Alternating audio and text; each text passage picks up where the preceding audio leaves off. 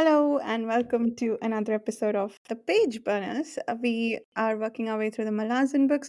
We are reading about 100 pages every week. We have just wrapped up Deadhouse Gates, and we're going to be talking today full series spoilers as it pertains to stuff that we read in Deadhouse Gates. So we may go to stuff that happens in later books too, but largely I think things that seem different or reveal a lot more information to us about what happens later in the series. Um, that happened in Deadhouse Gates. As we made our way through it, we will be talking about those today, things that we couldn't discuss with in the non-spoiler, non-full series spoiler discussions. We have the other Malazan veterans here. Shannon will be joining us in a bit. He's having some audio troubles. But Jared, how are you? Could you start by introducing yourself? I'm good. I'm Jared at the Fantasy Thinker YouTube channel, and also on the Speculative Speculation podcast and other fine podcasts on pagechewing.com. I'm Carl, and you can find me just on Page Chewing. If you really wanted, you could hunt me down somewhere on social media. But my book, Truth of Crowns, is out there and is readable. And yeah, I'm excited to be here talking the whole series. Excellent. So let's get started. What are the top spoiler things you guys wanted to discuss? I have a list of topics, but if there are any burning things you want to start with. Oh man, there's so much I want to talk about. Felicin definitely is a big one. Yes. About Felicin. Yeah, please go ahead. I think I guess we'll do Deadhouse Gates and Gardens of the Moon full series spoilers. We didn't do one of these for Gardens of the Moon, but there was a Deck of the Dragons reading. I think it was in Gardens of the Moon, which told us about blood that will face each other or something. Man, I don't remember the phrasing of that already. But the upcoming confrontation between Felicin and Tavor was foreshadowed in one of the Deck of Dragons readings. That was really cool, especially the phrasings of all of that. Wow. Absolutely. And then we also get in Gardens, Gano's, we're told that his, you have to pay a life for a life, right? And it's easy on your first read to interpret that as being, maybe his dad or, someone else out there. But it's Felicin, right? And as far as I know, Erikson's even confirmed it, that it's actually, planting that seed way back in Gardens for the payoff in House of Chains. And we're really just getting to see her story here. And oh my God, it's so heartbreaking with the context of everything, knowing where she ends up. It's just, it's bleak. Her whole story is really bleak. Yeah, it really is. Oh, we can't, you're muted, Basha. I'm sorry. I think I thought of Felicin when we started with the life for a life. I thought it and I like the sort of what is the word I'm looking for? Bait and switch, I guess, or no, I don't think that's the right term, but making us think that it is the dad there, which it could be for first time readers, but actually it's Felicin. And yeah, that but she doesn't, well, I guess she does die in the fourth book. So It's an interesting, I think it is a bait and switch in some ways, and a red herring, whatever literary term you want to use. But it's, the payoff is great and heartbreaking, especially just knowing like she's like, she never even gets to like fully grow up, like she's still like a teenager when she dies. And I'm reading this wonderful book. I was talking about it with Jared before we started recording, Fallen Ascent. Definitely recommend people go look it up. I'm don't have it with me, and I'm blanking on the author's name. Matthew Wood or Michael Wood, something like that. Michael Woods, yeah. Michael Woods, and he's written this lengthy treatise basically on the Malazan Book of the Fallen and the way Carl Jung's process of individuation plays out over the course of all 10 books, rather than it being like, Carl Jung, like for people who don't know, was a psychologist, psychotherapist, and philosopher, really. And he identified these archetypes, he called them, that recur throughout human history across civilizations, east, west, wherever. And he also explored a lot kind of the unconscious and how it influenced humanity, kind of our instincts and our shadow sides. And it's really cool getting to see this intellectual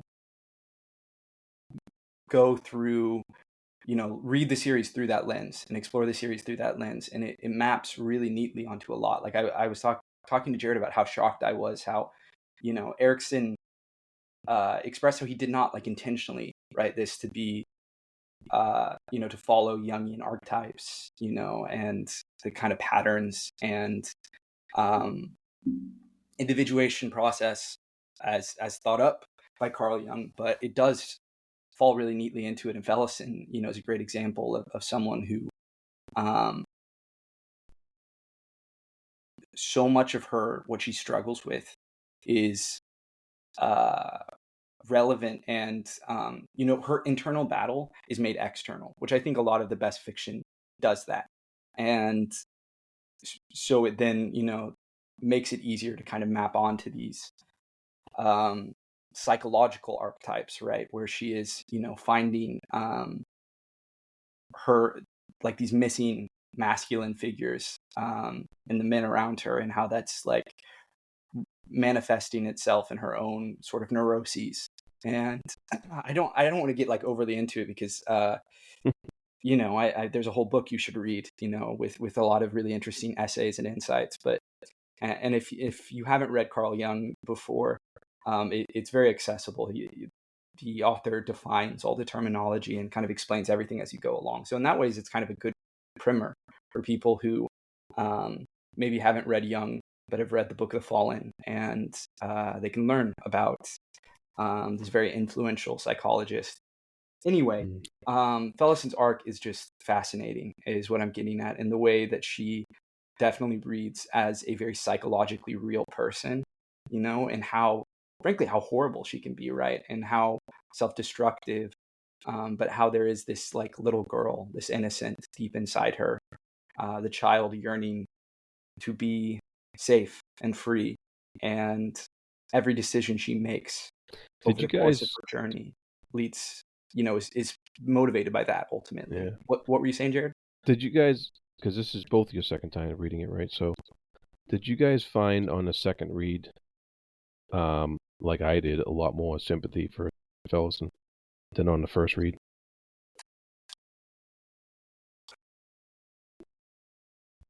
I think I honestly fell in about the same.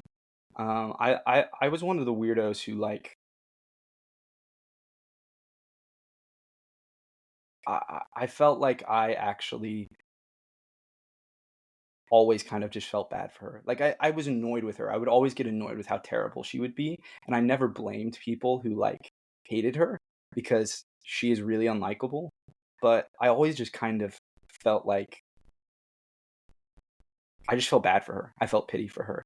And so I think in that way, I knowing her journey didn't necessarily completely reframe the way I read her story, because I had always viewed her as like a very tragic figure. And unfortunately, her story is just, all it is tragedy. Yeah. Well, I think in many cases it's easy the first time around to focus on how horrible she is. Yeah. And for me, the second time around, I already kind of had that in my head. I already knew that about her. And so I was looking for something different.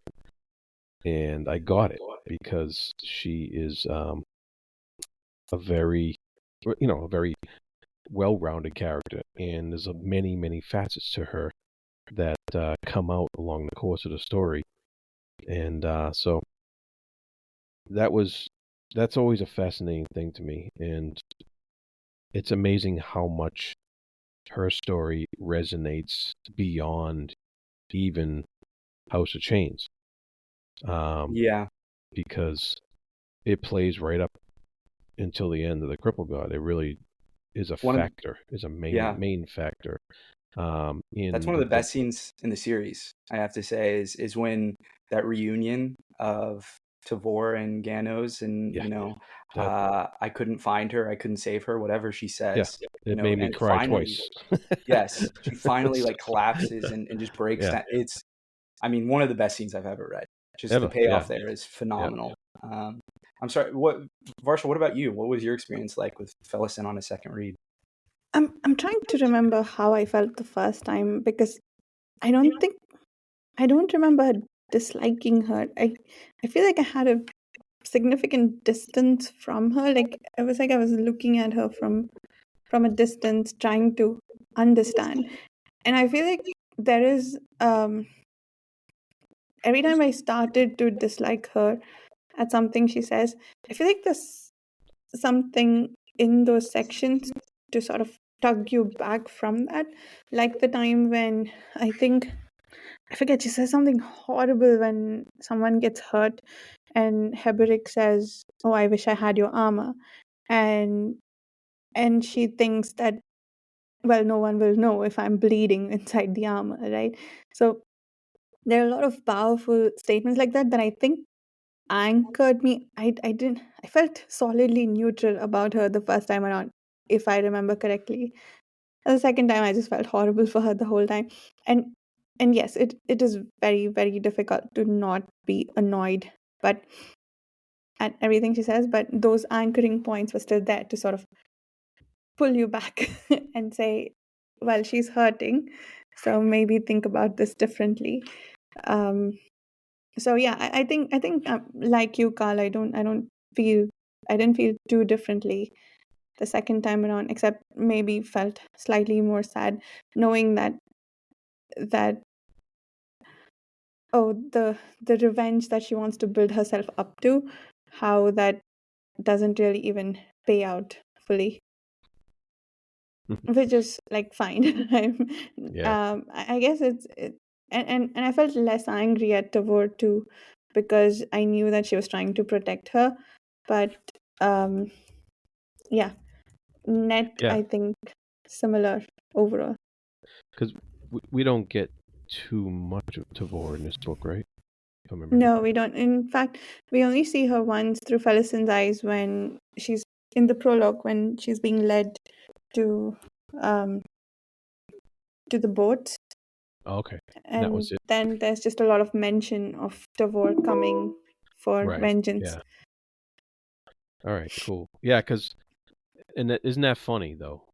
How there's not that much mention of Tavor in here, Yeah. uh, except through other people's eyes, and the whole series is through other people's eyes when it comes to her. But Mm. how much of a main character she becomes after this is incredible, and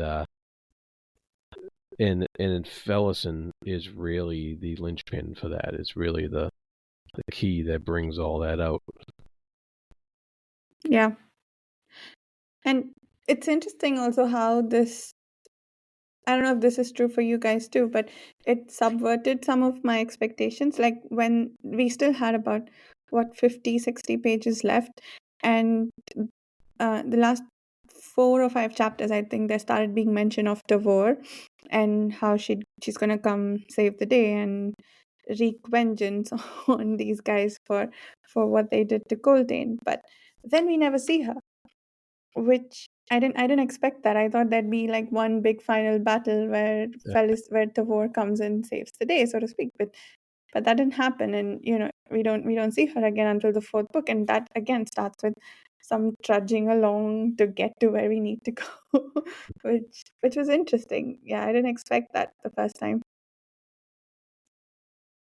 I think, yeah, I think on the first time I probably also expected there to be a confrontation at the end of the first book. Yeah, overall, I would say on my first read, Felicin story and Hiboric and Bowden was actually one of the stories I really emotionally connected with. I hated Bowden and I liked Hiboric, and Felicin I pitied. And I think Hiboric, I was always kind of waiting for the ball to drop and to find out something horrible, or for him to do what Bowden did and sleep with Felicin, and he never does that. And knowing the context of the full series, I am much more comfortable in my love for him, flawed as he is.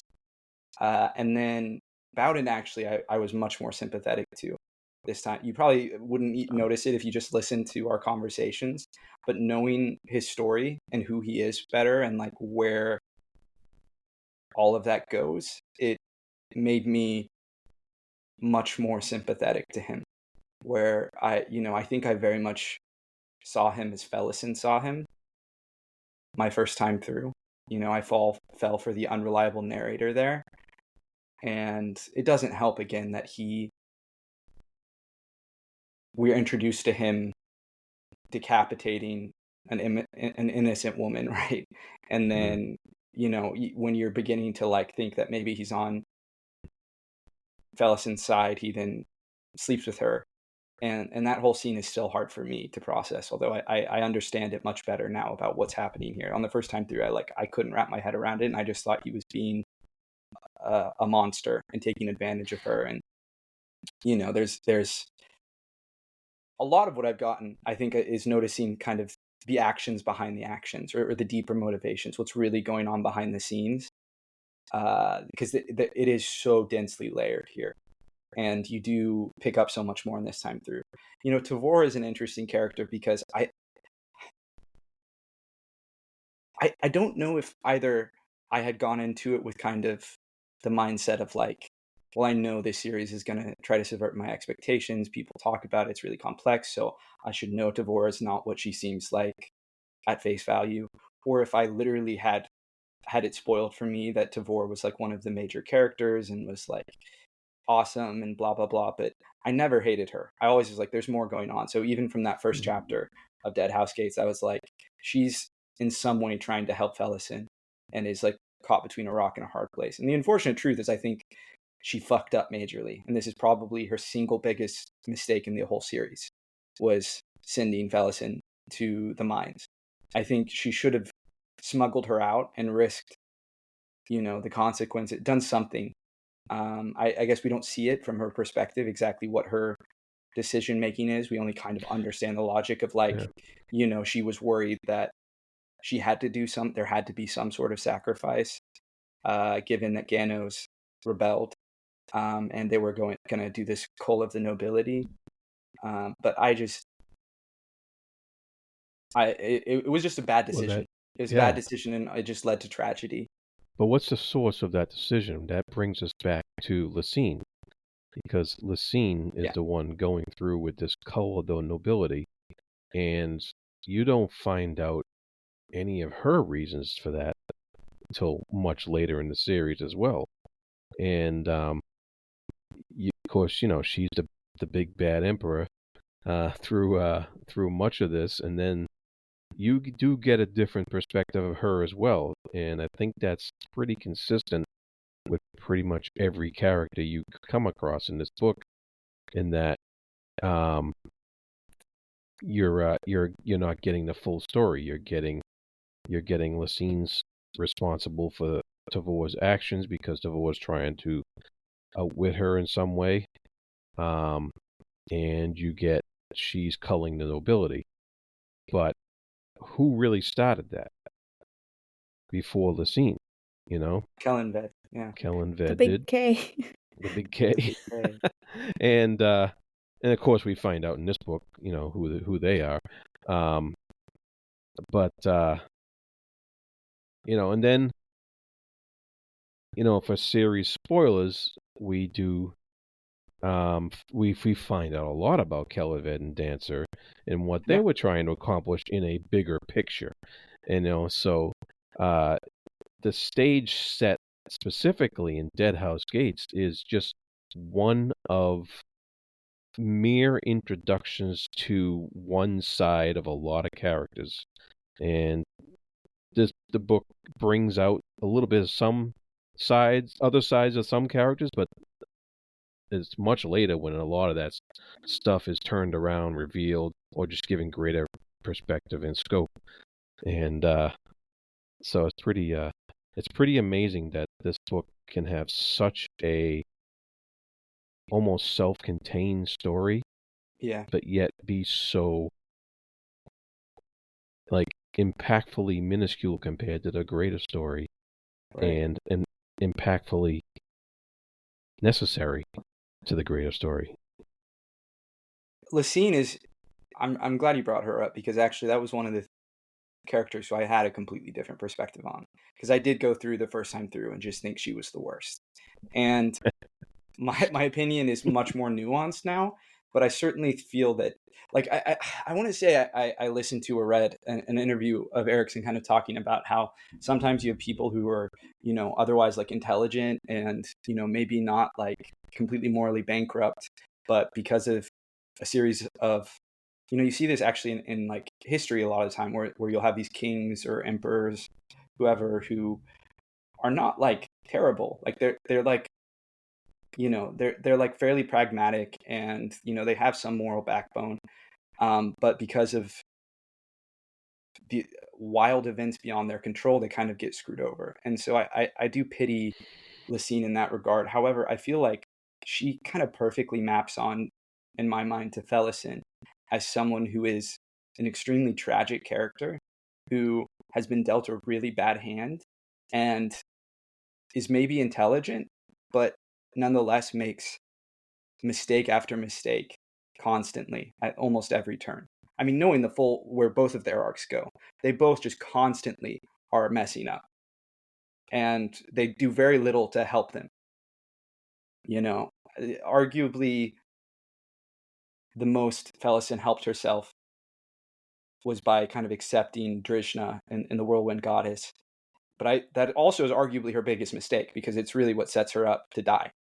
At that point, there's really no other option. It's I don't think it's clear at the end of this book, but I think by the end of House of Chains, it becomes clear that once she accepted that, there was nowhere else she was going but down. And it's sad. And Lysene, likewise, once she took the throne, she was going to fall. I just don't think she was made to be emperor. No, I don't think she has the qualities for that, what that empire needed.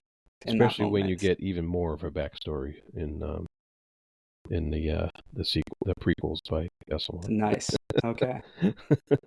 She gives me the sense of like someone who, again, is shrewd in some sense, but fails to really see the big picture when she thinks she's seen the big picture. And I think part of the big picture is noticing things that are happening outside of your immediate control and considering the ramifications of your actions. And so, she doesn't work well or hard enough trying to mediate with the previous generation, for example, all of her colleagues, really. And she doesn't really know how to handle, like, she clearly has an eye for talent, but she also encourages a lot of like bad behavior and corruption. And I'm not like directly, but indirectly, by not like clamping down on it. She very much is kind of that assassin master, the claw master, like that. That's the type of leader that she can function as and do well. And as soon as she had to be like the actual head of the empire, she just wasn't up to the task. Hey, Shannon. Hey. Can you hear us? Can you hear me? Yes. We heard a little drumming or something going on. Yeah. We're just talking about Lysene. We're talking about Felicin and then Tavor and Lysene now, with full series spoilers. Just going through the 10 books, and it was just expressing how I have definitely a different perspective on Lysene, a much more nuanced perspective than I did the first time through. That said, I feel like she's a terrible empress and is just not fit for the task. I agree. Like, I get why she took it over now. Like, I think, like later on we get a better idea of like the why she thought that Kellen Bed wasn't doing a good job and took it from him. But yeah, she's terrible.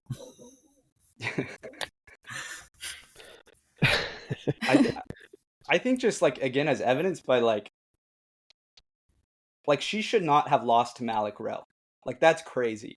That she essentially set herself up to like get cooed and let a slimy frog like Malick Rel take over.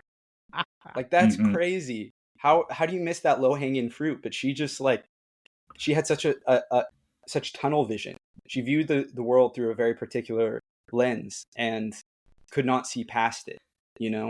Like, she's the claw master, and she's probably was excellent at that. And in the instant she had to deal with things beyond assassins, she just wasn't up to the task. Interesting. Is that? I mean, I know there's that scene in, what is it, Bone Hunters, when she is basically bowing down to everything Malick Rel says, but I feel like I don't know much about her. I didn't develop a clear picture of her over the course of the 10 books enough to have an opinion on her at all, other than maybe distantly hating her for sending Felicin to her death. But and also the stuff about Coltain, right? That she bows down to in Bone Hunters, where they're happy to spread the misinformation that whatever bad situation they are in right now, which, oh my god, it it didn't feel, it just felt, it feels so much more real now when I think about it because of my recent interest in Indian politics. But anyway. You do get a good chunk of her story in Return of the Crimson Guard. Yeah. Okay. That's one of the two of those books I've read. Yeah. I was going to ask, does Varsha, do you know how she dies? Is that actually in the main series, or is that just in? I think they just know that she dies. I think we're just told in the 10th book that if I, again, hopefully I am not. Yeah, I think if I remember correctly, in the 10th book we find out that Malick Rel is emperor now, and Lysene is dead. We find this much out in the 10th book. I kind of remember. That's what I thought. Was it just kind of offhandedly, like, oh yeah, by the way, it's given secondhand. The Empress is dead. There's a new emperor. that place where we started. I was trying to bite my tongue, not really say too much, because I didn't think you knew too much, or people that only read the 10 books would know too much. It's this is a funny point to think about, that the Empire is the core of the story in the first half of this series. But as we get into the second half of the series, the actual Empire itself becomes less and less important. And it becomes much more focused on, the different casts of characters, particularly the Bone Hunters that we're locking into, right? And then in those last two books, the politics of the Empire don't matter at all. It does not come up, right? Like, that it's an offhand mention. You find out the Empress was killed and replaced by Malick Rel, that little shit you met in Deadhouse Gates. It's crazy to think that that's the case, but it's because, I think that is the perfect example for how little the Empire itself actually matters after a certain point in this series. That it's not the point of the series. And that goes back to our discussion about Kellen, Ved, and Dancer, because the reason why they are where they are, even in Deadhouse Gates, even in Guards of the Moon, is because they saw a bigger picture. Yeah. Being emperor wasn't enough for him. And so we get introduced to these concepts slowly and surely. We get it, we find out in Deadhouse Gates that they are actually gods and that he was the emperor. But we get introduced slowly and surely as time goes on what their bigger plan was, and it wasn't just empire. It was more. Absolutely. I mean, in some ways they wanted to heal the world, right? That's I wouldn't say it's entirely noble, but certainly, the aspects with the crippled god like that, they knew what that was going to take, and it wasn't going to take, the Malazan Empire. In fact, it was the Malazan Empire would stop them from being able to do that, which is one of those things that's like kind of mind-blowing when you figure out the whole context, and also makes their initial actions like that much more baffling. I want so badly, whenever we get to talk to Erikson, which I don't know when this is coming out relative to everything, but we have had to delay our interview with Stephen Erikson, so I imagine this will come out before then. But like, why the fuck did that massacre happen at the start of the Gardens of the Moon? I cannot wrap my head around it. I don't understand the political motivations there, or how that relates to their larger plan. To me, it just seems like needlessly cruel. Like, fuck you, Lysene, fuck you, Malazans, and if that's what it is, great. But I just want to be like very clear if this is just like, if there's actually any larger picture, big picture stuff going on there. Which that's one? the one part of their plan that I cannot wrap my head around. In the start of Gardens of the Moon, the massacre, literally like how we open in like chapter, is that chapter 1 or 2? Yeah, I think it's the first chapter. One. The noble quelling in Malice City. No. The unleashing of the hounds on the army. But in when they take Sorry. In the Mouse Quarter, is that what it was? No, not the prologue. That's the prologue. Oh, okay, all right. The first chapter, opens with Sorry, before she's Sorry, when she's just the fisher girl, speaking to the witch, and then the witch is like, I'm going to possess you to save you because you're about to get possessed. And then, Kellenved and Dancer show up, and they set off the hounds on the Malazan army, and indirectly on all the innocent civilians nearby as well. And then Dancer decides pretty spontaneously that he's going to possess Sorry. He kind of sees a way to use her. And I'd be curious to know if Erikson had it all planned out, like where he was going with them, because it doesn't seem like it in that first book. I mean, maybe Cotillion, like, because there's already kind of sprinklings about growing Cotillion a lot further than he was, but I think Shadowthorn just seems like a vindictive asshole. I think that, well, a couple things. I do think Shadowthrone is a vindictive person. Like, I feel like that's a trait that remains consistent throughout the whole series. Like, he takes things personally. All that said, I do get the sense that Erikson had the idea that he was going to take these gods who initially seem like bad guys and kind of be about, show them finding their humanity again. Like, I do think Cotillion's arc there, which is one of the kind of through lines of the whole series, I think is probably was intended from the beginning. But their larger plan, that's a good point, Shannon. I wonder if the larger plan relating to the crippled god and everything, if that was something he found as he wrote the books. Yeah. So it is implied that Tavor is also a Talon, right? Am I remembering this correctly? That she's also a member of the Talon, which means that maybe Cotillion / Dancer recruited her when she was very young to this task of saving the crippled god. So I thought that was interesting in the context of we were discussing during our non-full series spoiler discussions of about Bowden and how did Tavor get access to be able to hire someone like Bowden, a Talon, right? And maybe she has always been one since she was very young. So maybe she got recruited as early as this book to go do the things she did in Dust of Dreams and Cripple God. That's an interesting point, right? Yeah, that she was potentially always in on this and always part of the plan. Because I guess that's something that I was curious about as we were reading, trying to figure out when Tavor knew what, and like when she and when she was officially part of the plan versus when she was not. And that's a good point, that possibly before even the start of the series, she's already in on it and is already in Dancer's pocket. Yeah, that's interesting. Yeah, because if she's in on it, then maybe there was a greater purpose to letting the hounds loose than we think, and that Right. that also led to what needed to be done in a very cold way in order to Mm. set events in motion to get puzzle pieces where they needed to be. I do wonder if Something to ask them about. yeah, if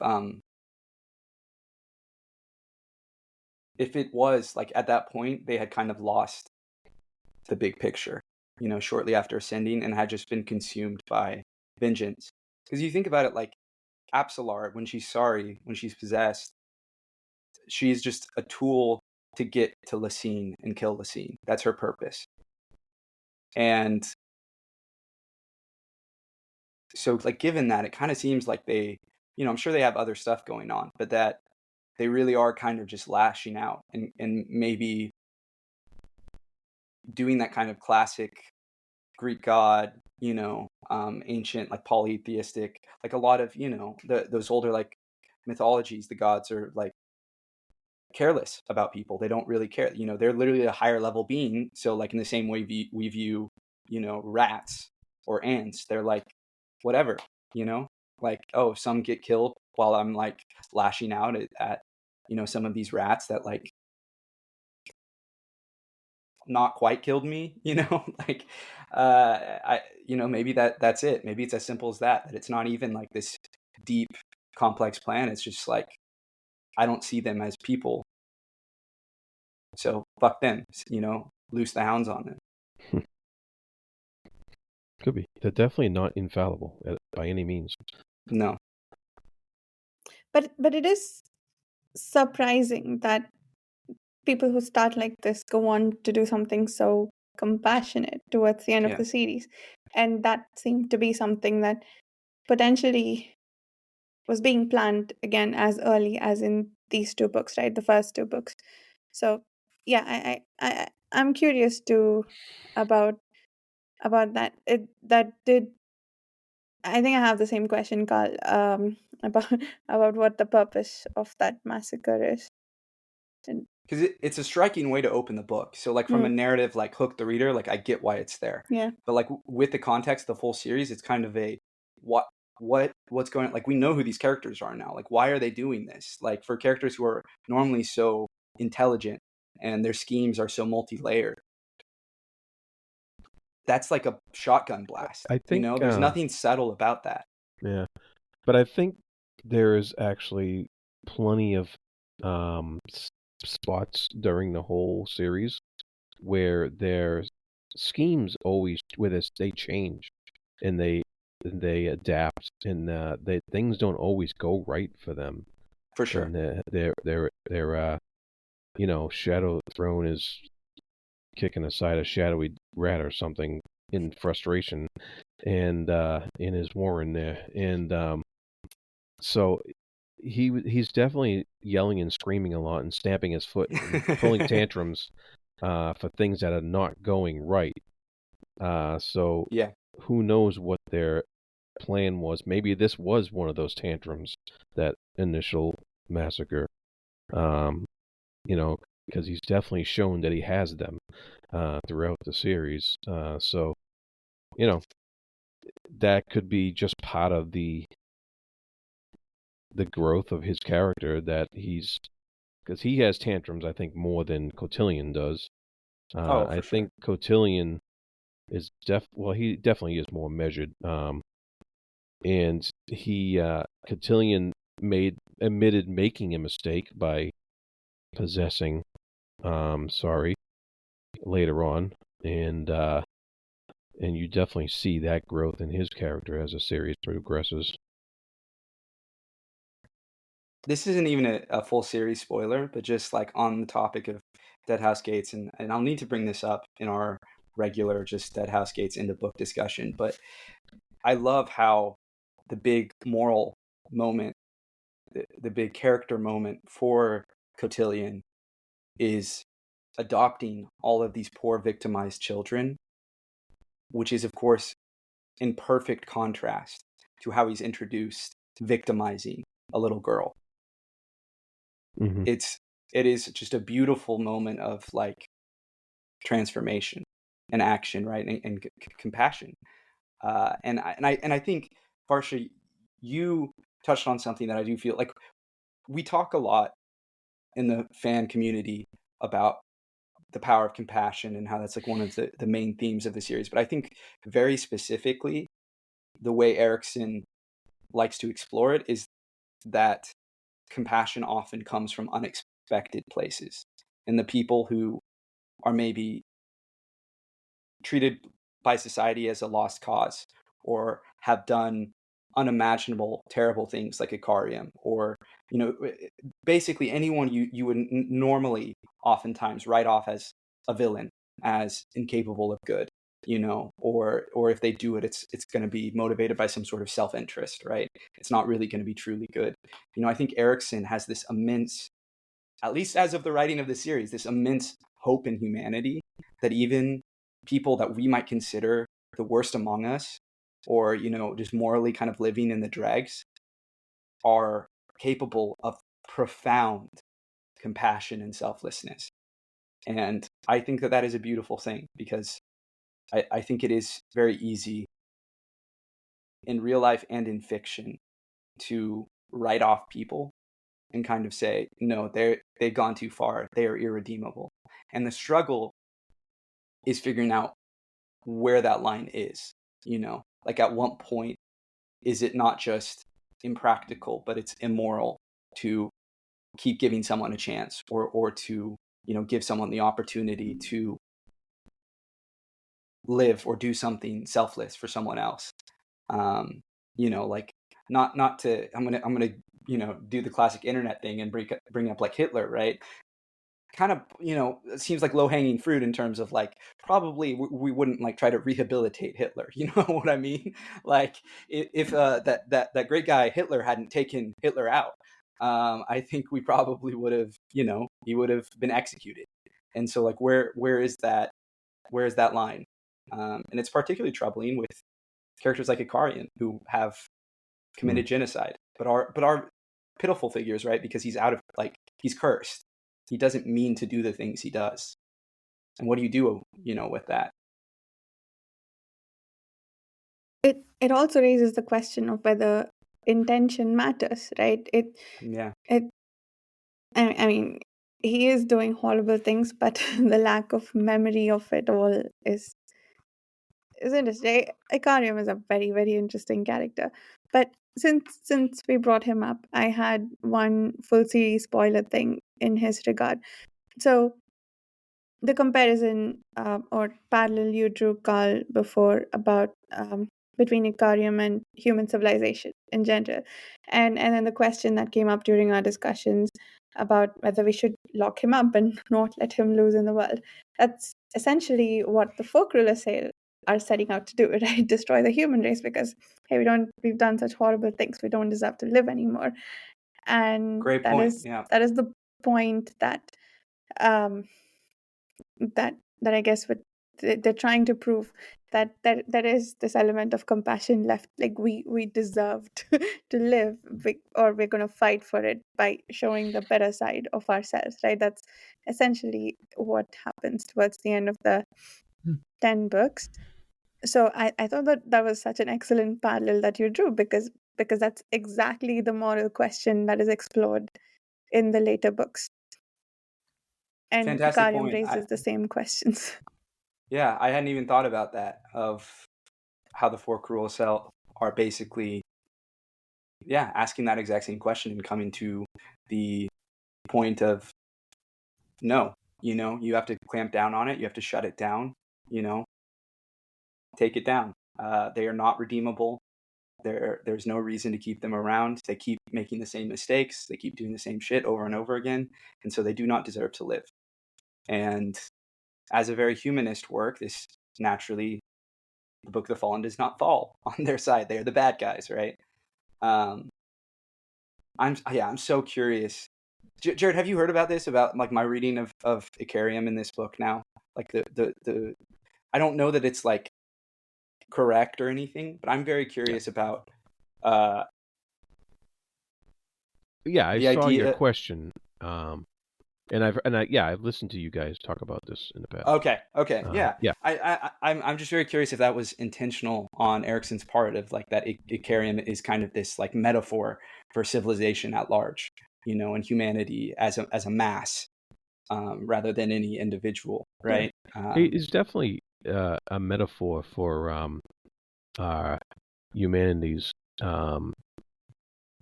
willful ignorance of history sometimes. Right. Exactly.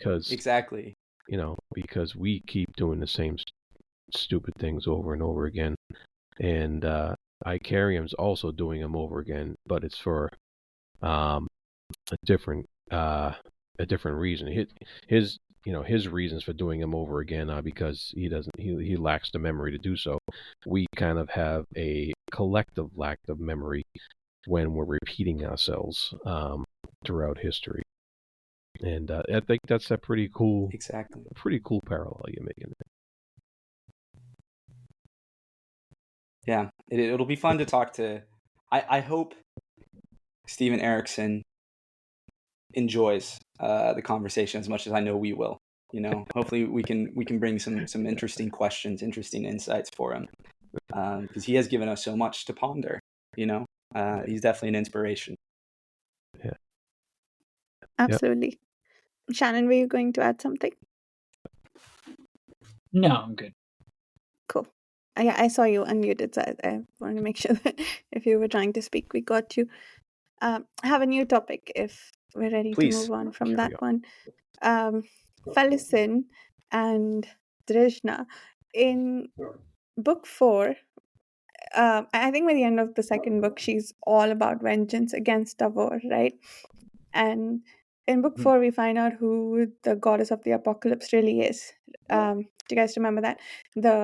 I forget his name, Onrak. She's Onrak's jilted wife, because he did a painting of her name starts with K, and she's Onos Tulan's sister. Is it Kulava? Mm-hmm. Yes, Kulava. Is that it? Yeah.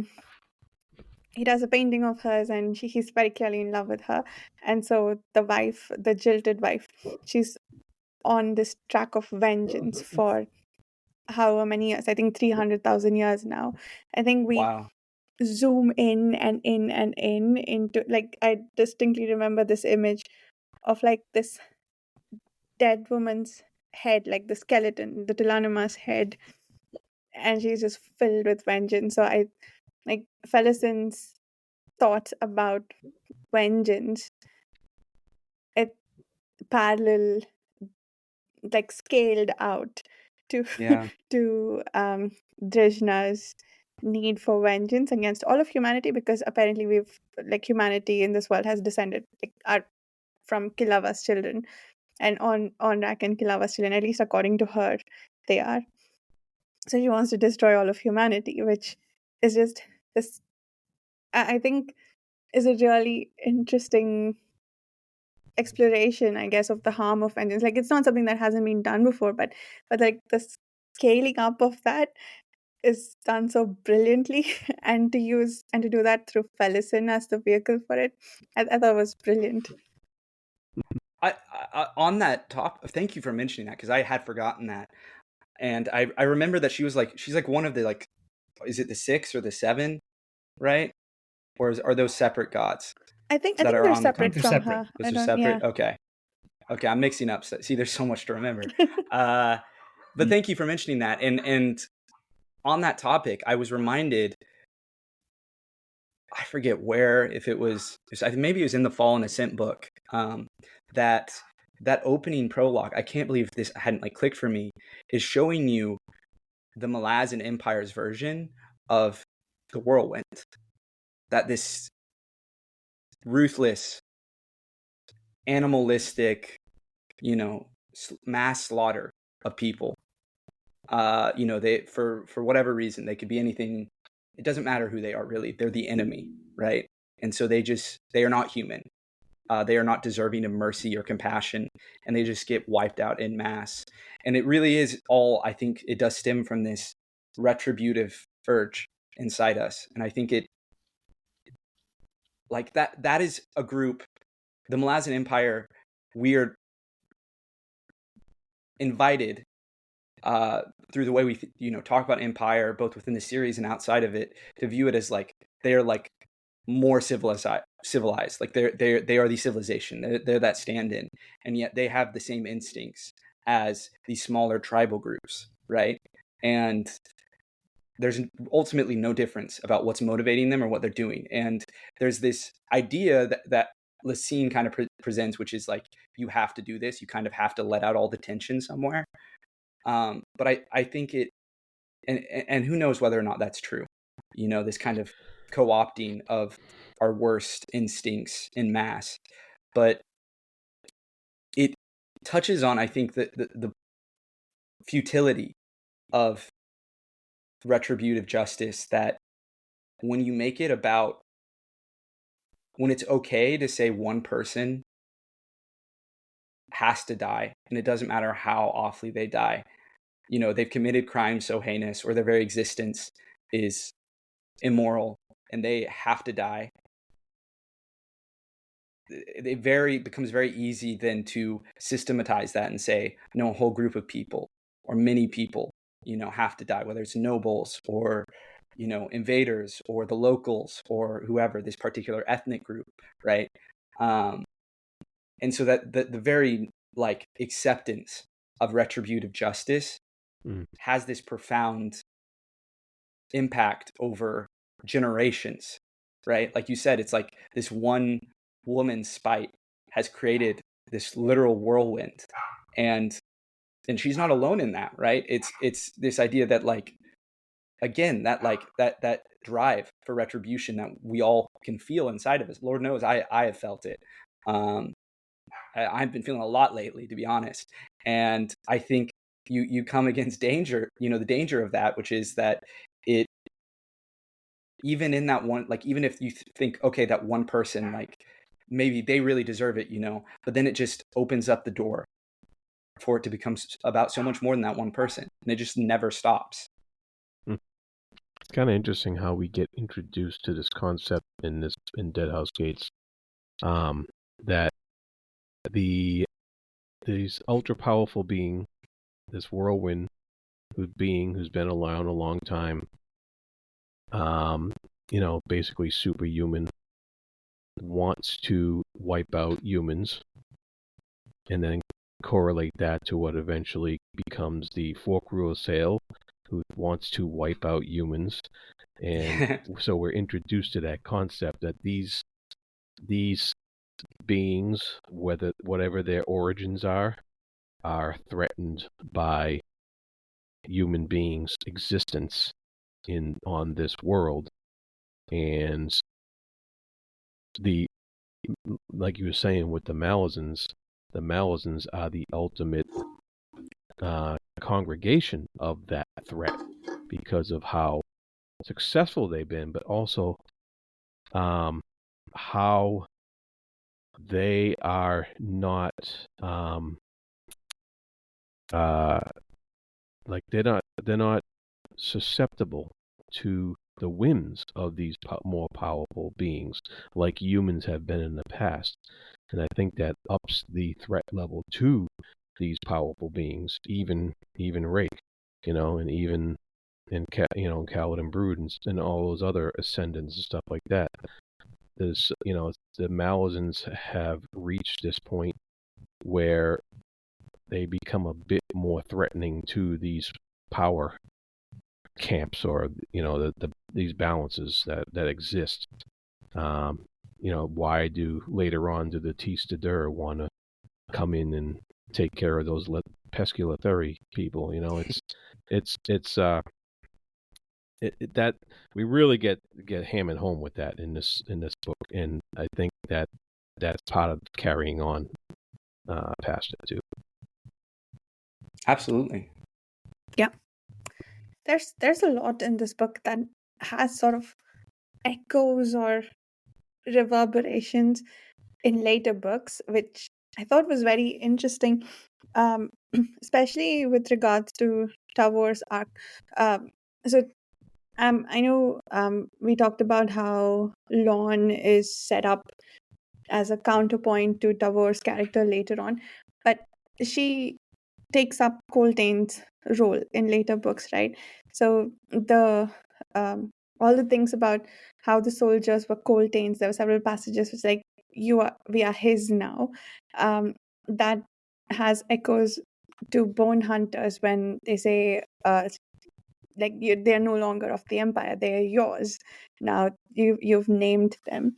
I thought that parallel was interesting. I mean, Tavor's obviously paralleling Coltain in some ways, like with the whole scene where what's the kid's name? Bolt? Not Bolt, sorry. Grub.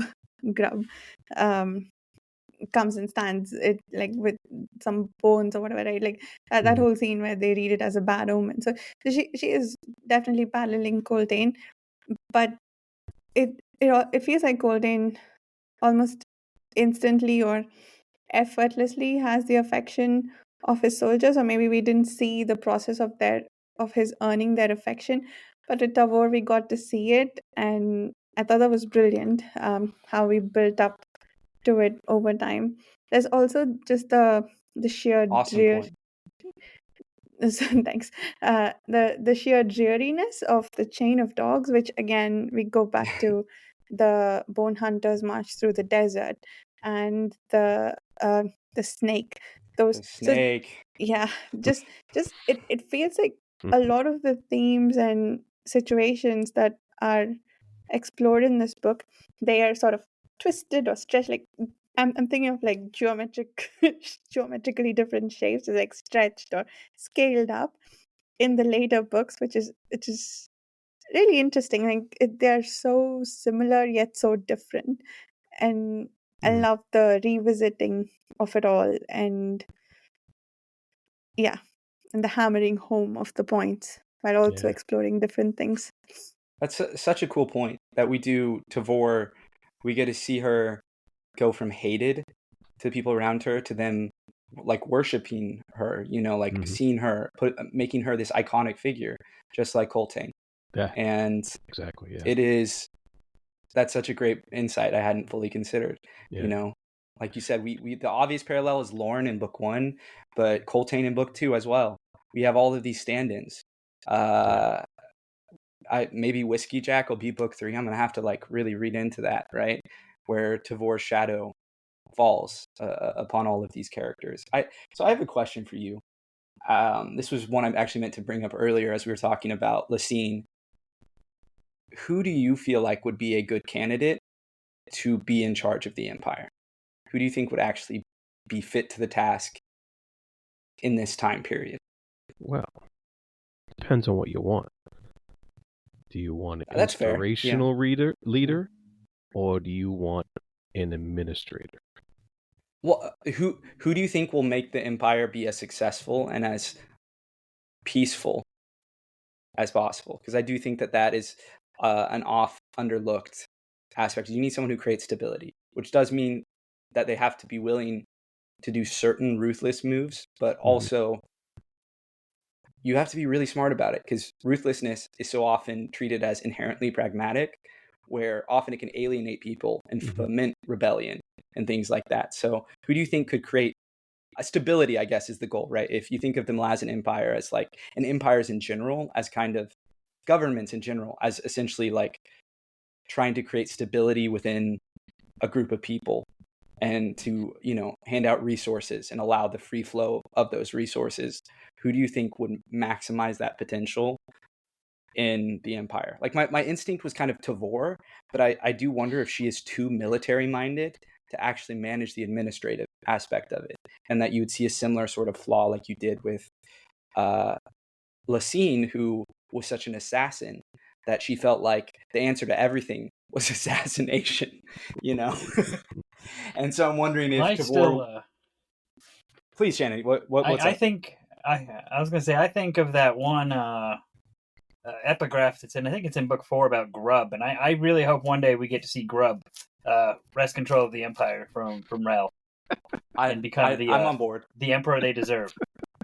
I'm on board with that. But what if the to your question that you're asking, is Malick Grell? I refuse to. Okay, I know there are a number of books I don't haven't accept read.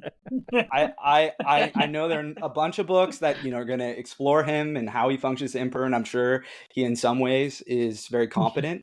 But someone who is just so morally bankrupt and out for himself, I cannot get behind. What if our I need someone perspective who gets has... changed somehow, though? Okay, fair. If his perspective gets changed, if he changes fundamentally as a person, fair.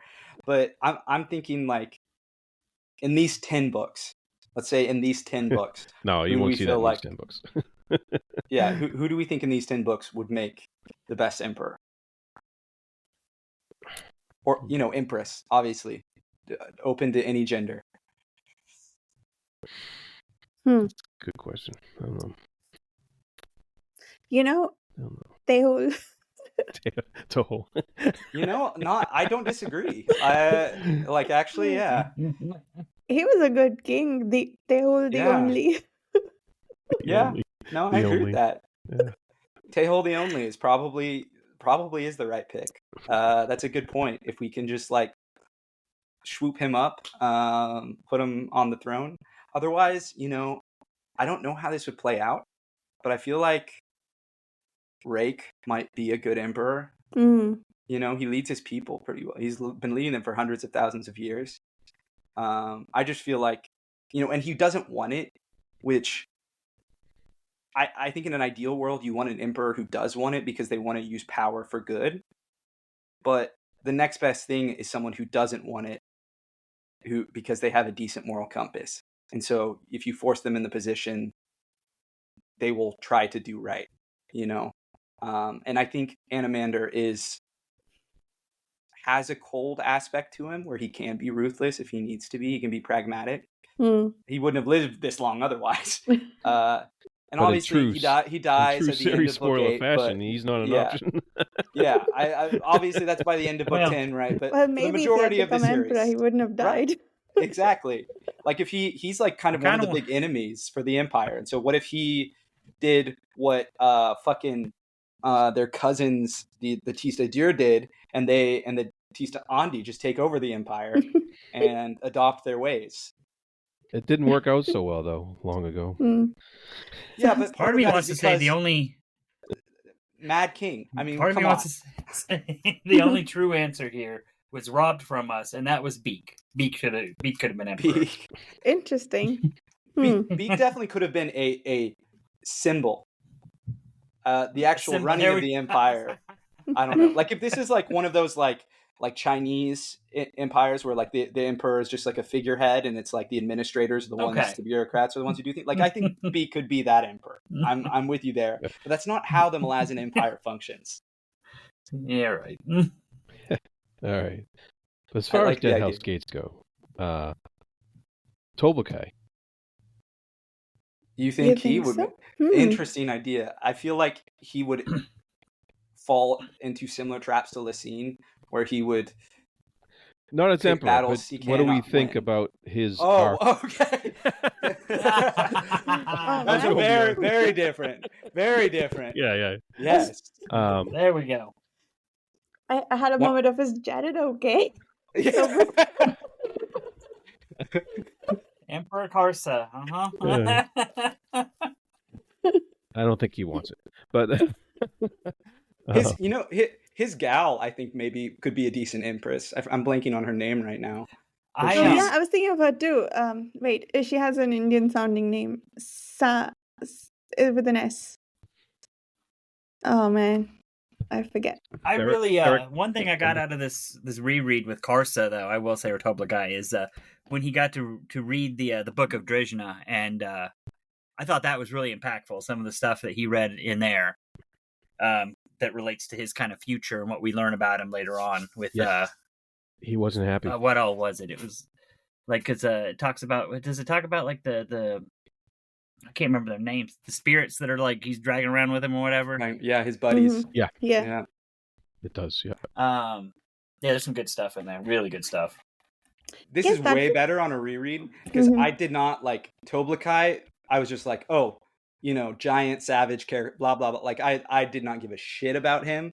And then it blew my mind when I realized that guy was Karsa Orlong the entire time in book 4. And I was like, what? And so I was really excited to get it, like dive into that. And his in one of behavior our makes a lot of episodes, sense. in one of our episodes, I accidentally referred to him as Karsa, and I'm like really hoping nobody catches that. No one will know what it means though, right? Like no one will know what it means. Yeah. All that does is worst case scenario spoil the person we start with in the beginning of book 4 is him. So I don't think it'll ruin it. Okay. It was just interesting though, because he was he's another one of these characters from the ancient races, and that has generally more power personally than humans do. And he's there. He's on the whirlwind side. He's protecting the whirlwind, and he fails. These pesky humans once again come in, kill the whirlwind on his watch, and he fails. Yet another reason to wipe these pesky humans out. They're so uppity, Yeah, I know. Like that's enough of us can do whatever damage can be done. So once again, we're focusing on that aspect of all these other races and creatures. They're not liking what the humans are doing on this world at all. I feel like this maybe leads into what one of my questions for Stephen Erikson is, which is, I am shocked on this read through now, like with the full context of everything, about how secular the Malazan Empire is, like relatively, particularly compared to empires in like real life. And I think that is a key part of the thematics here of like, they're kind of embodying that sort of secular technological like drive to progress, both for good and bad. And, that's why we're so dangerous in this world, right?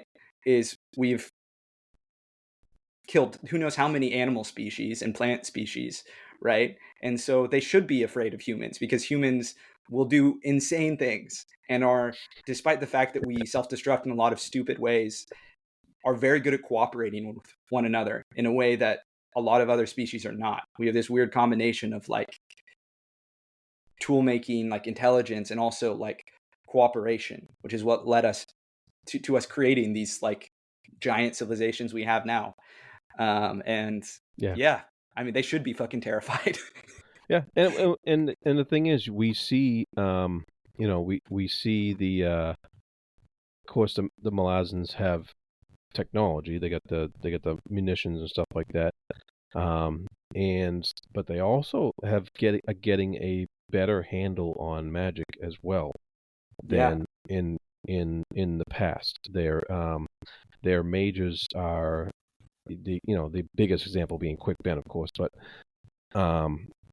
but even some of the other mages are tapping into power that all these other powerful races are surprised to find out about when they do. And so it's that that we see that. We saw that, of course, in the Gods of the Moon with Pale and Tayshren and all that stuff, but we start to see it more in here too, so it's pretty cool. I will say Tayshren, talking about someone you have a different view of, do feel bad for him. He got fucked. Like, horrible luck, and then became, persona non grata, like the number one enemy of the bridge burners, because of shit that he was just trying to stay alive, like he's the one who got backstabbed, and it led to just horrible calamity.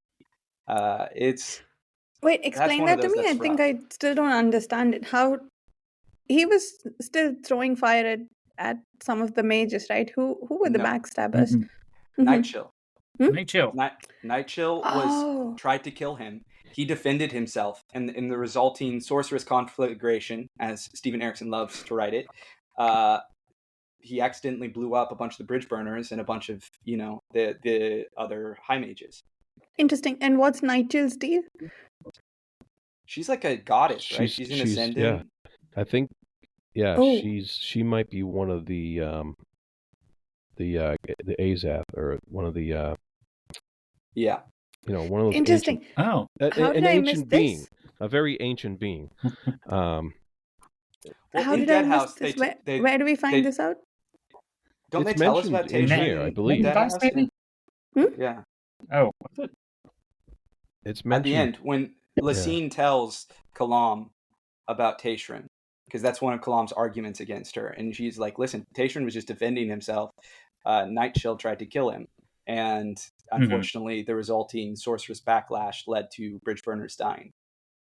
Interesting. I In missed Nightshield, that. we I learn have more to go about her reread in the that next section. book. Yes, we don't have her motivation Because yet. I can't remember why. Yeah, that I think couldn't tell you. doesn't Spite and Envy talk about Nightshield or something? One of them. That sounds right. She's really long lived though. Yeah, we'll learn about her and her connections all the way back to Draconis and all of that at some point, or at least a little bit of Oh it. wow, she's that Yes. ancient. Okay, Yeah. and she's Yes. just like chilling there, trying to kill Tayshren. What? Yeah. Well, she was Okay. keeping an eye on Her those motivation, pesky yeah, yeah. I'm curious to pick up on stuff like that I definitely missed on the first time, just because there was so much going on. Yeah, I definitely missed the information about her in the conversation between Kalam and Lysene. I've got to go back and reread that. But how did I miss something so interesting? Did we all get that? I And- mean, we should mention this in our proper Deadhouse Gates talk, but Lysene was never even there. I Yeah, love that that it's was just cool. it's this Yeah. ploy the whole time. Like, that's brilliant. Like that, I had to like her a little bit at the end of that when she does that. I'm like, And then for half a second, they make us think maybe Kalam changed his mind, and then it's like, oh no, it's just because she was No. never there. yeah, He had no chance at killing her. yeah, So. it's so good. So yeah, no, I don't want to put in the effort to try and find her again. I'm done. She's convinced me. Valid. After how much of a shit show it was the first time, like, yeah. Yeah, one of the things I really love about that gets set up for later stuff, you guys touched on it earlier, with Coltain and the whole chain of dogs, is we're kind of watching in real time as we're reading it, this creation of an all-new mythology Yes. around Coltain. Mm-hmm. And Yes. that is like, it's so cool because it's the way he succeeds in bringing out, crossing the desert, bringing out getting the refugees there, saving them, getting betrayed, basically. The way he goes out, the whole crow thing and all that stuff, and possibly, we get a little hint he maybe have been reborn in a kid at the end, but that is almost a classic mythological tale that we saw unfold in real time in this book that has echoes for the rest of the series. That when it has echoes, like you said earlier, Vasha, with the snake, and it has and with the way that I forget who it was. Somebody had died later on in the series that had a similar feel to the crows dispersing and stuff like that, and the and also Lysene's story as she leads her army across the desert, of course, echoes what Coltain did, and it was almost like these characters were somewhat pre-prepared mentally to take on that aspect of the mythology they already knew from Coltain's drive through Deadhouse Gates, and that's just how important that whole chain of dogs was. It's just so cool.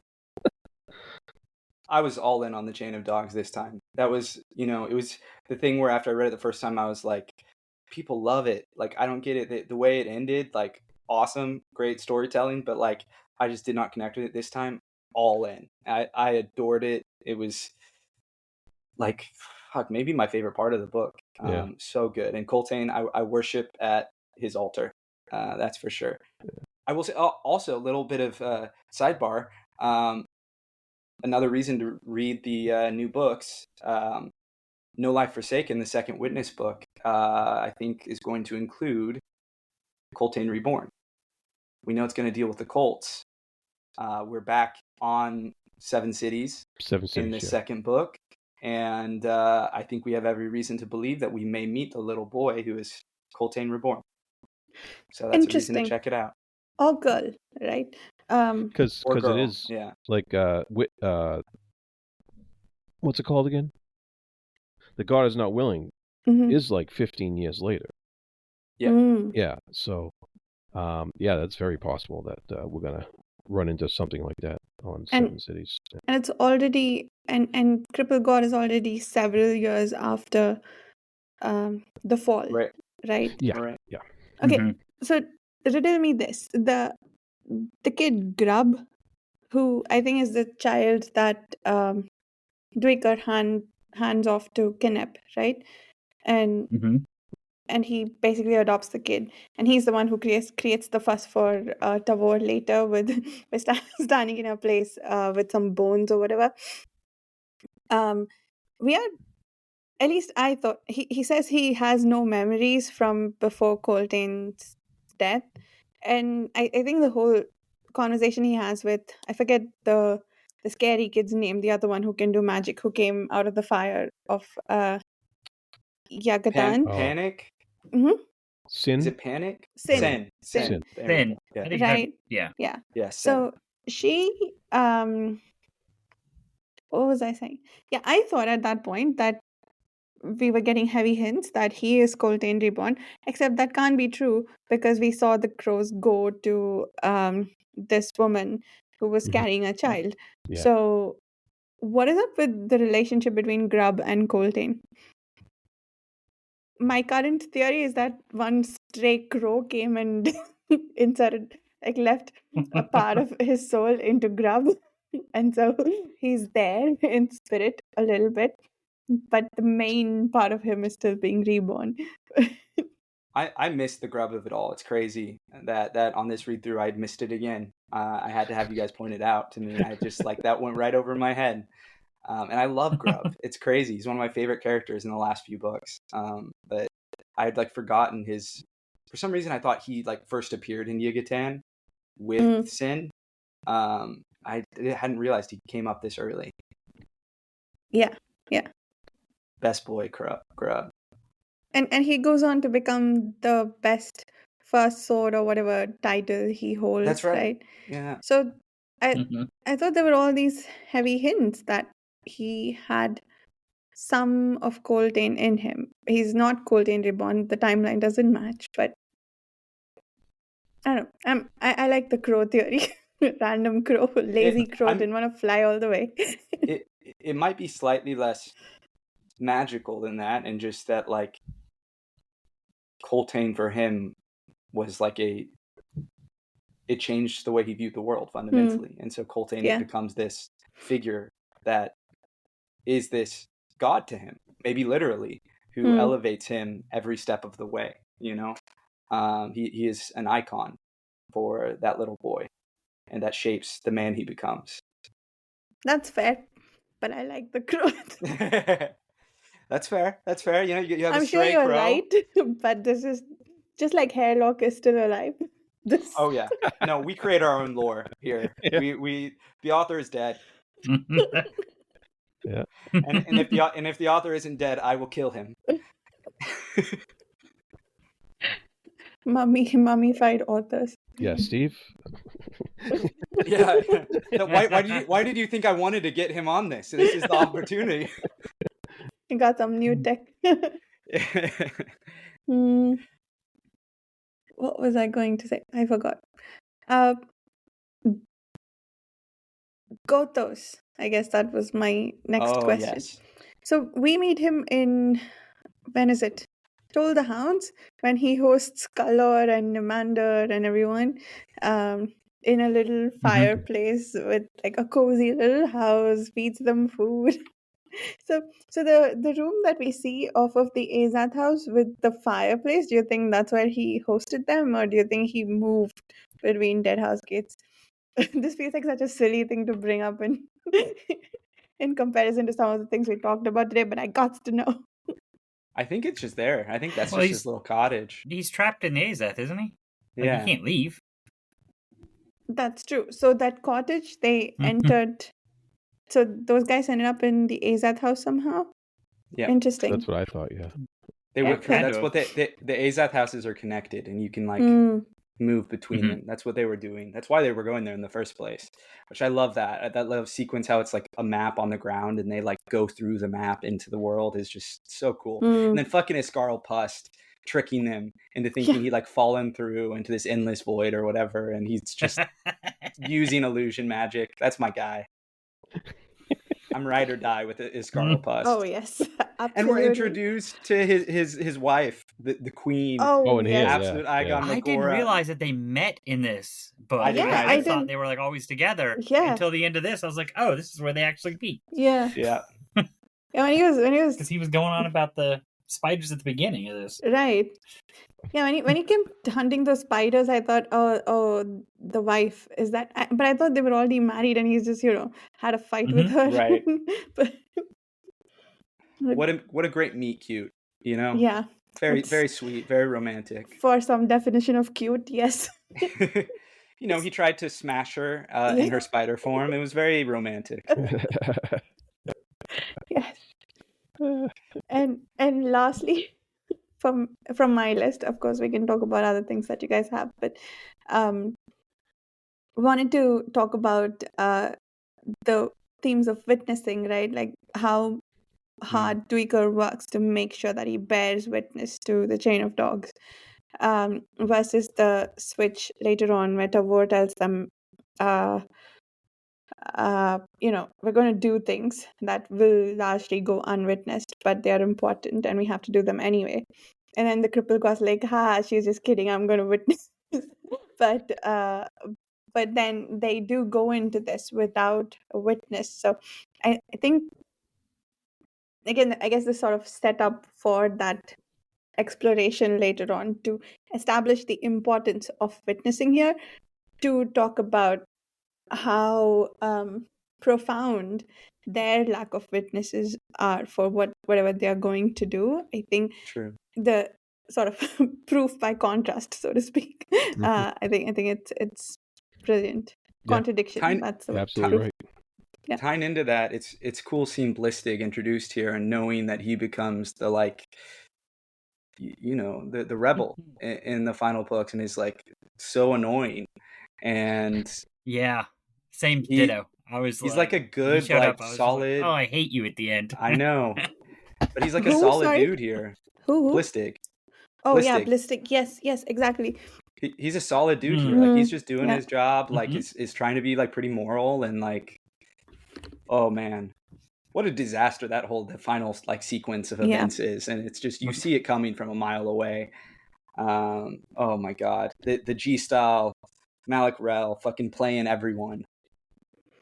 Oh yeah, yeah. That sucks. But yes, to your earlier Yeah. point, it's not clear to me right now that he's doing this out of self-interest. It's just like, what the fuck does this guy want? What is he up to? And Right.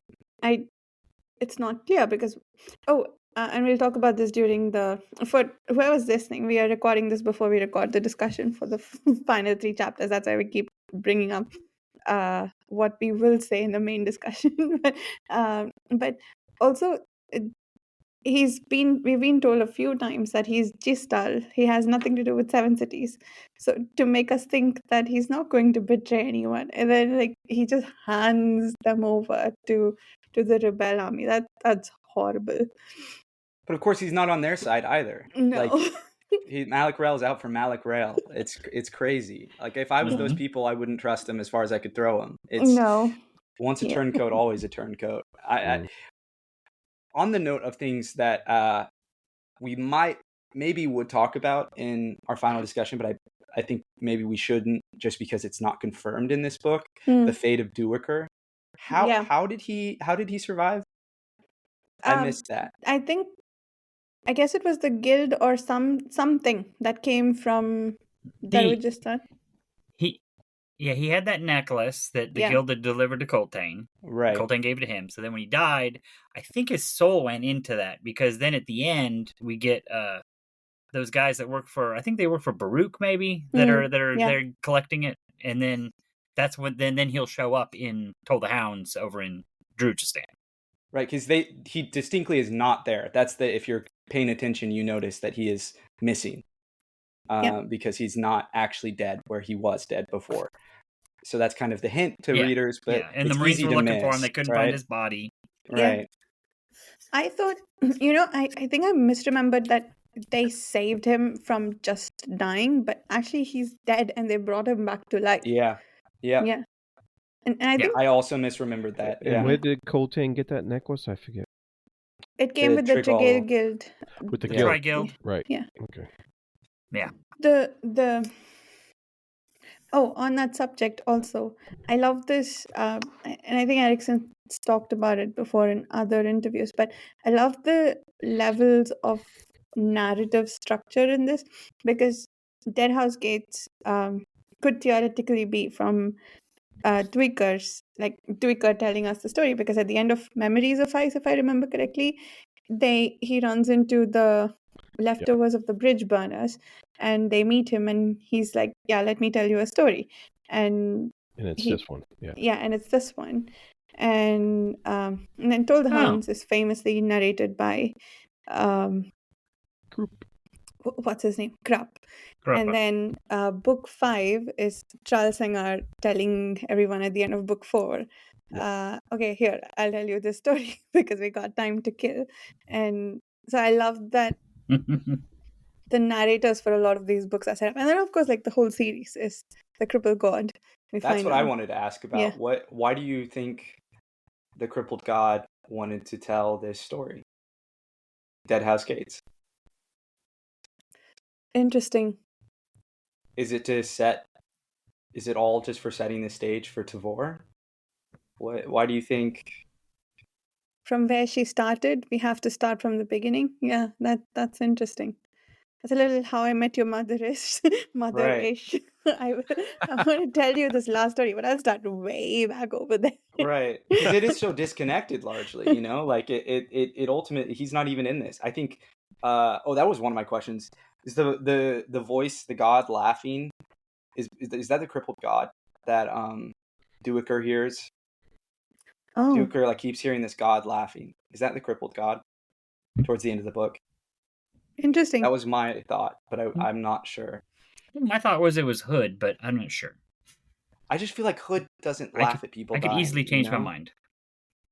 Hood is a very quiet, somber, but we know he's a Jaghut though, so he definitely has a sense of humor. Sure. Oh, and speaking of, again, I didn't realize we find out about the peace-loving nature of the Jaghut just so early in the series. I think a lot of that was sat home for me in the later book when that random dragon comes and gives someone, I don't know, Samardev or someone, a history, the people, Traveler and some other people, the history of the Jaghut, and that the only thing they ever waged a war against was death itself, which I cannot believe I didn't think of it before, but it makes perfect sense that Hood is a Jaghut, given that was the war they waged. I'm excited. That's in the Carcanis books, I can tell you. I'm interesting. We're building up to it right now where I am in it. Okay. But that's a plot line in the books.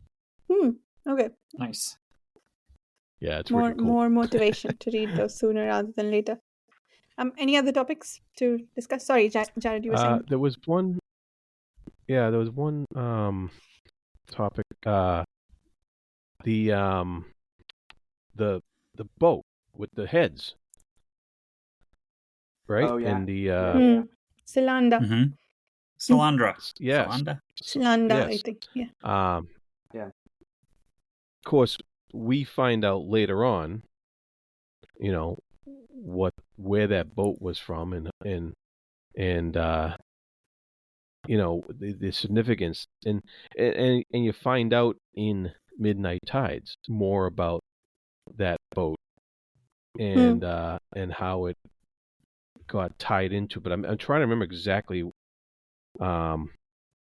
what happens on, because it was that mage, right, who was freeing, who was there to get Heberick out in Felicin and Colt. to get them out of the Yeah. prison, and Yeah.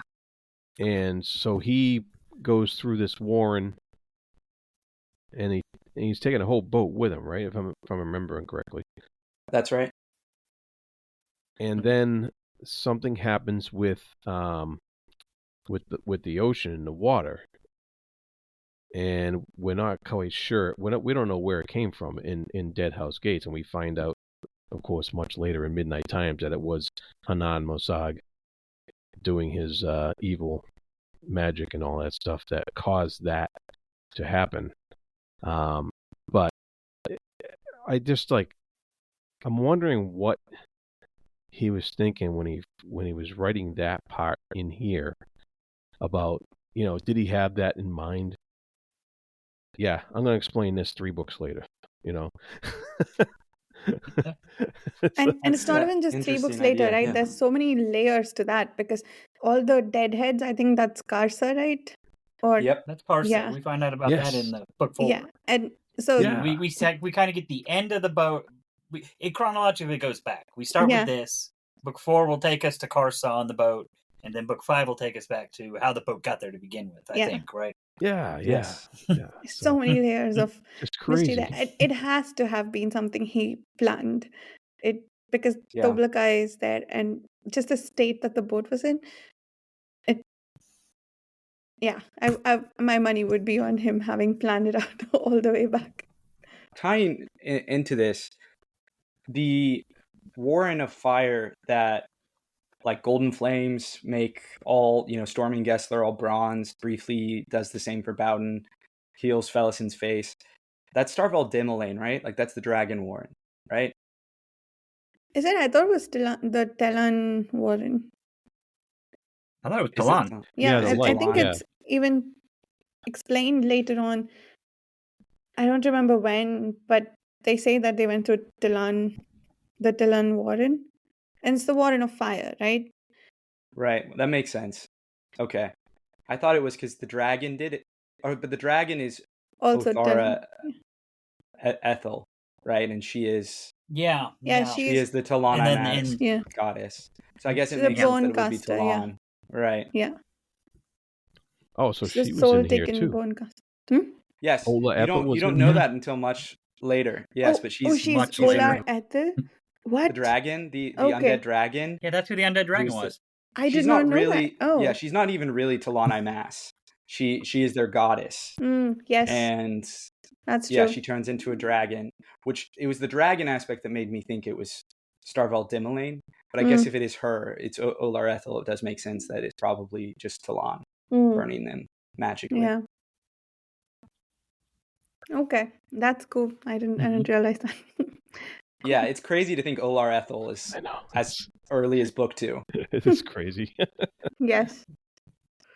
How many of Truly these is. things are just like flybys like that, one scene wonders, and then you find out how important they are, Like Night Chill, such a non-factor in book 1, but is actually this incredibly long-lived, historical ascendant, who has so much power. It's wild. This whole universe is wild.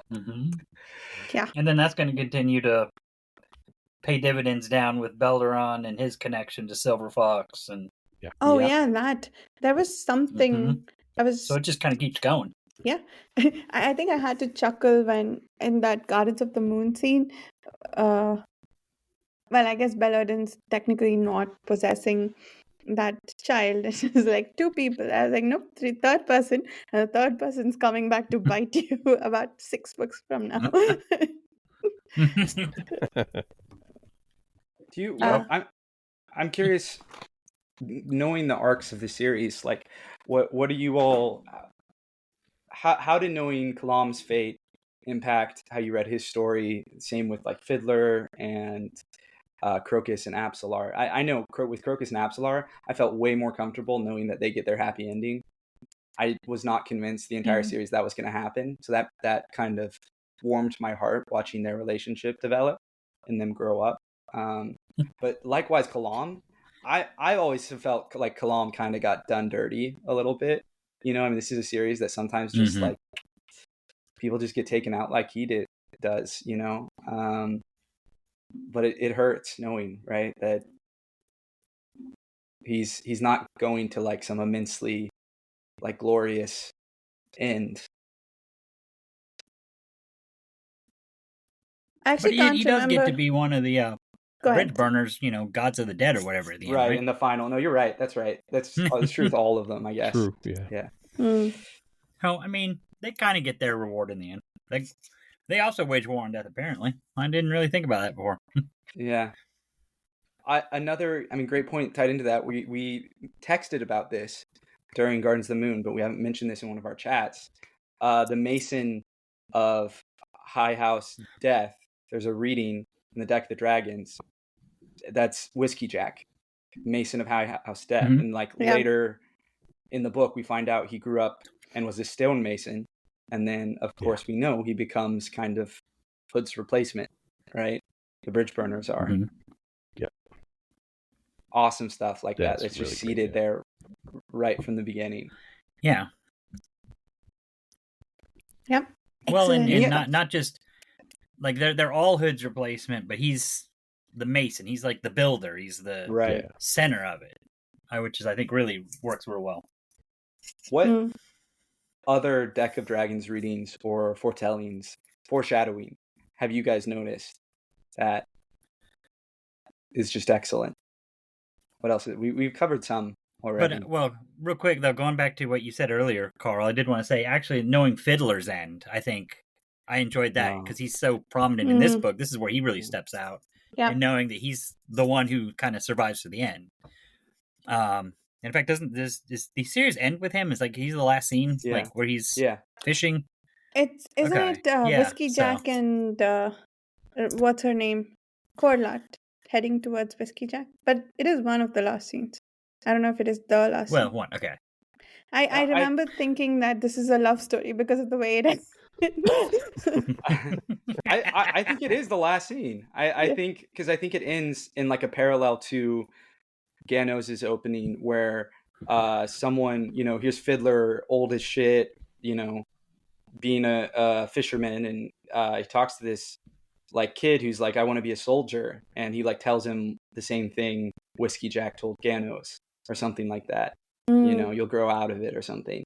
And the parallel is just juicy. I am looking at the end of epilogue 2, and it's old man talking about Smileys. Okay. Yeah, that's got to be him. Okay. And then I think the scene right before that is what you were talking about. Yeah. Got it. I'm curious about that. I'm curious about Memories of Ice. I've read Memories of Ice twice, and neither time have I been that into Whiskey Jack and Corlat's romance. So I'm curious to see if third time's the charm for me. I was all in on that. That was one of my favorite parts of the book. I felt it did nothing for me. Interesting. You're dead inside. No, I'm just kidding. I love that. I mean, there's this broken man and this woman from a broken race. What is not to love about? They find each other. Come on, Carl. Give me something. I know. I just didn't feel the connection, but I like intellectually understood what was going on, but I don't know. Maybe this time it'll hit for me. Okay. I can't get around the fact that Whiskey Jack's a dumbass and should have just gotten his leg looked at and then he wouldn't have died. Yeah, that's so true, though. Not only does he die, sadly, he gets yelled at about it. Okay. Cool. I do have to head out. So any last thoughts before we wrap up? I'm good. This was fun. Nice, I mean, there's always so much to talk about. I'm glad we got to talk about a lot of the thematic stuff. Yes. This is a nice little warm up before we talk to the man himself. Yes, eventually. Cool. Yeah, this was excellent. Thank you, guys. And to anyone listening, I think this will probably go up after we put up the final discussion for Deadhouse Gates. So the next discussion you will see will be Memories of Ice. I think we're doing the first 2 or 3 chapters. I'll post the reading schedule on the Patreon forum. Please consider joining us there for discussing these books or anything else that you're interested in out of the, 5 to 10 reading groups going on right now there. Thank you so much for listening. We'll see you soon. Bye.